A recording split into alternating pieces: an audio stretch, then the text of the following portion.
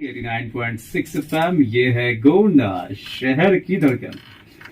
हर रोज चूंकि हमने बताया कि ऐसे टीचर प्रोफेसर बेंटर्स आते हैं जो अपने स्पेसिफिक सब्जेक्ट्स के बारे में बात करते हैं, जिससे कि हमारे जो गोंडा वासी हैं या जो भी हमारे ज्ञानस्थली के लिसनर्स हैं उन तक बहुत सारी नॉलेज पहुंचती रहे, वो काफी कुछ जानते रहें, अपनी लाइफ में सीखते रहें। इसी कड़ी में आज हमारे बीच में एक स्पेशल गेस्ट हैं। स्पेशल मैं इसलिए बोल रहा हूं क्योंकि आज सरस्वती देवी नारी ज्ञानस्थली पीजी कॉलेज से नहीं बल्कि बाहर से स्पेशली उनको हमने इनवाइट किया है, क्योंकि वो भाई काफी ज्यादा धूम मचा रहे हैं पूरा गोंडा में और बच्चे काफी ज्यादा उनके दीवाने हैं। तो हमने कहा भाई वो दीवानगी जरा हमारे रेडियो ज्ञानस्थली 89.6 FM पर भी दिखनी चाहिए। और हमारे बीच में इस वक्त मौजूद हैं HL सर, जो कि फैकल्टी हैं कौटिल्या शिक्षण संस्थान ट्रिकी जी के गोंडा के। सबसे पहले तो हम आपका वेलकम करते हैं, थैंक यू सो मच। और जैसा कि अभी आपने इंट्रोड्यूस कराया कि भाई आप फैकल्टी हैं कौटिल्या शिक्षण संस्थान कोचिंग के, जहां पे आप जीके ट्रिकी जीके के टीचर हैं, फैकल्टी हैं। तो सबसे पहले तो आप अभी आए हैं, मैं किसी भी क्वेश्चन को पूछने से पहले चाहता हूं कि आपके मन में अभी फिलहाल जो है वो आप बोले।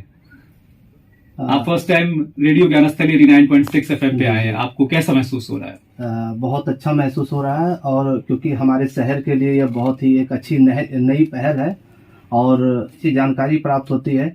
और हमेशा आपकी आवाज़ लोगों के दिलों की धड़कन बन चुकी है।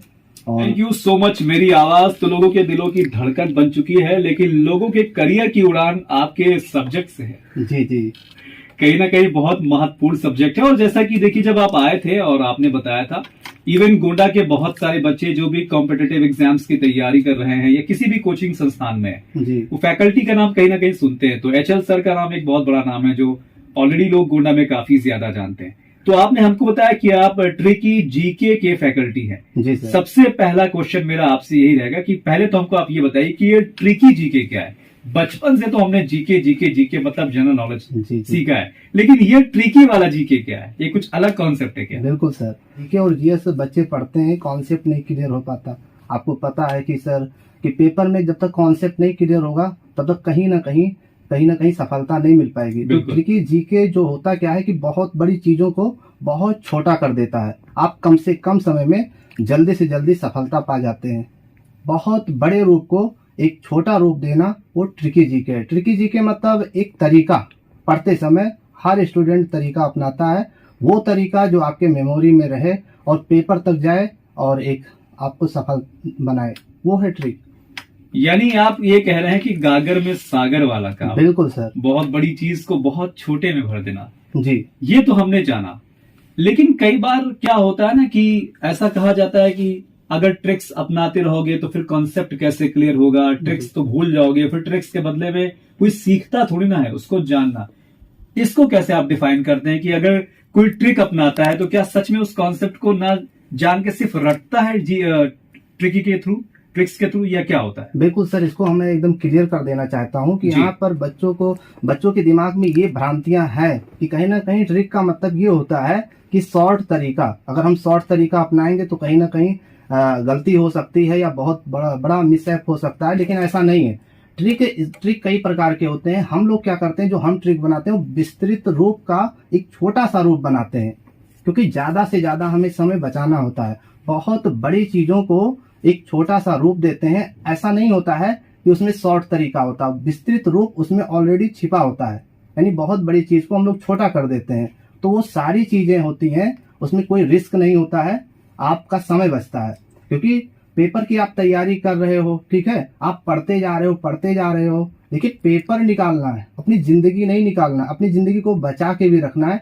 मम्मी है, पापा है, घर है, पूरा परिवार है, उनको भी समय देना है। हमारा जन्म इसलिए नहीं हुआ कि केवल हम जीवन भर पढ़ते रहें, तो वो पढ़ाई की कोई सीमा नहीं होती है। तो मेरा ऐसा मानना है कि आप बहुत बड़ी बड़ी चीजों को बहुत छोटी छोटी लाइनों में और एक तरीके से सीखेंगे तो आप जल्दी सफल हो जाएंगे और आपका समय भी बचेगा। आपने भी एक बात का जिक्र किया कि मनुष्य का जो जीवन है वो महज काम करने को लेकर नहीं है जी, बल्कि ये है कि उसमें आपको अपनी फैमिली को भी वक्त देना है। बिल्कुल बिल्कुल, और अपने काम को भी वक्त देना है, यानी बहुत सारी चीजें एक साथ है जी। और ये जो आपने बताया ट्रिकी जीके, मतलब ये कहीं ना कहीं आपके टाइम को सेव करता है, आपका कहने का मतलब ये है। बिल्कुल सर, क्योंकि बहुत से ऐसे बच्चे होते हैं सर, पढ़ते तो खूब हैं लेकिन उनका कॉन्सेप्ट नहीं क्लियर होगा ना सर, क्लियर होगा तब तक आपके पेपर का कोई मतलब नहीं है। ट्रिक्स क्या होता है, आपकी चीजों को सरल कर देता है। जैसे जीके में होता क्या है सर कि सन जल्दी नहीं याद होता, कोई जो है तथ्य जल्दी याद नहीं होते, कई बार स्टूडेंट पढ़ता है भूल जाता है। लेकिन हमारे वो ट्रिक्स में जो जीके ट्रिक्स होती है उसमें कई ऐसी चीजें होती है जो बड़ी आसान कर देती है और बच्चे को बहुत ज्यादा ओवरबर्डन फील नहीं होता, उसको आसान लगने लगता है। और जब चीजें आसान लगती है ना तो जल्दी सफलता मिल जाती है। ठीक है सर, मैं आपकी यहाँ तक बात से सहमत हूँ कि भाई टाइम सेव कर लेता है और ऐसी मेमोरी को, जैसे होता है ना मेमोरी में जो इजीली फिट हो जाए, जो उसको याद रहे, बिल्कुल वो हंसते खेलते मतलब बहुत इजी वे में हो जाता है। अभी आपने एक बात बताई और वो मेरा क्वेश्चन भी अगला था, कहीं ना कहीं बच्चों को सन याद करने में बड़ी दिक्कत आती है। सन याद कैसे कराते हैं और क्या कोई ट्रिक अभी फिलहाल यहाँ पे शेयर करना चाहेंगे आप? जी सर, सन याद करने के लिए उसके लिए कोई जैसे सन है या दिवस है और ये अनुच्छेद है सर, ये ऐसे सन है जो आसानी से याद नहीं होते। अनुच्छेद देखिए लगभग उसमें कोई कितना याद करेगा, लेकिन उसको ट्रिक के माध्यम से हम आराम से याद कर लेते हैं। ठीक है, जैसे प्रधानमंत्री जी, जैसे कोई अनुच्छेद याद करना हो बच्चों को याद नहीं हो पाता तो पास है प्रधानमंत्री, और प्रधानमंत्री जी की जो दाढ़ी देखिए और दाढ़ी देखिए सफेद दिखता है तो ऐसा लगता है कि वो 75 वर्ष के हैं।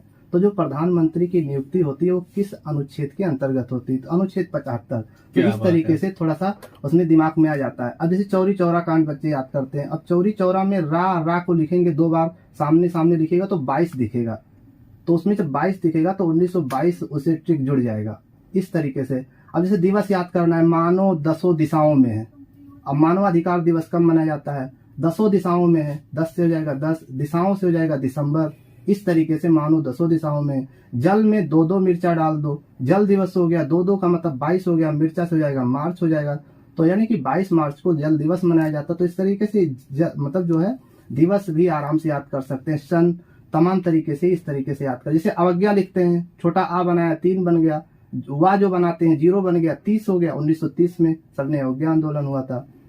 क्या बात है, मतलब आपने इतने इजी वे में बता दिया कि ये सारी ट्रिक्स हैं, चाहे वो सन हो या आर्टिकल्स हो या बहुत सारी चीजें इस तरह कंफ्यूजन में रहती है। प्रधानमंत्री को भी आप याद कर सकते हैं। प्रधानमंत्री का क्या ट्रिक है? जैसे देखिए भारत के सभी प्रधानमंत्री को एक क्रम से ऐसे याद करेंगे तो बहुत समय लगेगा, उसमें गलतियां भी हो सकती है जी। लेकिन जो हमारे ट्रिक्स बनाया, जलई मचई रविचंद्र राव, अटल बिहारी देव गुजराल, बिहारी बिहारी मन मन नमो नमो, ये भारत के सभी प्रधानमंत्री जवाहरलाल नेहरू से लेकर के माननीय नरेंद्र मोदी तक आप याद कर सकते हैं। इसके अलावा राजा की पल्ली जाकर गिरी पानी में, तो जेल में रमन को देखकर शंकर जी बोले हे नारायण, हम आपके कलम की प्रतिभा को प्रणाम करते हैं, हे नाथ मुर्मू। ये डॉक्टर राजेंद्र प्रसाद से लेकर के द्रौपदी मुर्मू तक आप भारत के सभी राष्ट्रपति को एक क्रम से याद कर सकते हैं, क्योंकि यहाँ से क्वेश्चन बीच बीच में से पूछा जाता है कि कौन किसके पहले बना, कौन किसके बाद बना, कौन कितनी बार प्रधानमंत्री बना, कौन महिला प्रधानमंत्री थी, कितनी बार अटल बिहारी वाजपेयी भारत के प्रधानमंत्री बने, कितनी बार इंदिरा गांधी प्रधानमंत्री बनी, कितनी बार लाल बहादुर शास्त्री प्रधानमंत्री बने। तो ऐसे तमाम प्रश्न यहाँ से बनते हैं। एक ट्रिक है लेकिन इसमें कम से कम 100 क्वेश्चन बन रहे हैं। हाँ बिल्कुल, मैंने भी अभी गौर किया कि आपने जो प्रधानमंत्री वाला जिक्र किया था, जो ट्रिक बताई, उसमें आपने 2 बार नाम लिया। मतलब ये है कि जहाँ पे 2 लिया है जी, वो 2 बार प्रधानमंत्री, जैसे जलई मचई, जलई मचई, जैसे ई आ गया, लाल बहादुर शास्त्री के बाद इंदिरा गांधी प्रधानमंत्री बनी। मचई, मचई में चा के बाद में चौधरी चरण सिंह हो गया, चा से चौधरी चरण सिंह, उसके बाद ई से हो गया इंदिरा। मतलब एक वर्ण अगर 2 बार आ रहा तो वो 2 बार प्रधानमंत्री बने। जैसे नाम जो आ रहा है 2-3 बार रिपीट हो रहा, तो इससे पता चल जाता है भारत में कितनी बार प्रधानमंत्री कौन बना। वाह क्या बात है।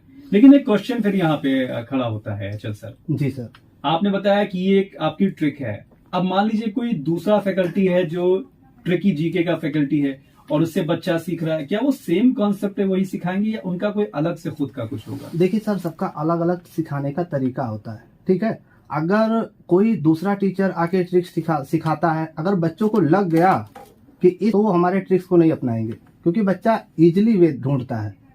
और जीएस का मैं बता दूं सर। जी, आपने बताया पूरा का पूरा सागर है, क्योंकि कहते हैं ना जनरल स्टडी का कोई जवाब ही नहीं। मतलब हर रोज घटनाएं घटित हो रही हैं और न जाने कितनी चीजें आने वाली हैं उसका भी जिक्र है, जितनी चीजें हो रही हैं उसका जिक्र है, और न जाने कितनी सारी हो चुकी हैं उसका भी जिक्र है। सो नो डाउट कि ये बहुत बड़ा सब्जेक्ट है। सब्जेक्ट से मुझे याद आया कि ये कॉम्पिटिटिव एग्जाम्स के लिए अगर देखा जाए तो ये कितना मायने रखता है आपका जीके का जो सब्जेक्ट होता है? सर ये कॉम्पिटिटिव एग्जाम के लिए बहुत मायने रखता है, क्योंकि पेपर में होता क्या है कि हम लोग के पास टाइम कम होता है। क्वेश्चन पढ़ने के बाद में पेपर में कोई कंफ्यूजन नहीं होनी चाहिए। अगर कोई आप कंफ्यूजन लेकर के गए हैं तो वहां आपका क्वेश्चन क्लियर नहीं हो पाएगा। क्वेश्चन नहीं क्लियर हो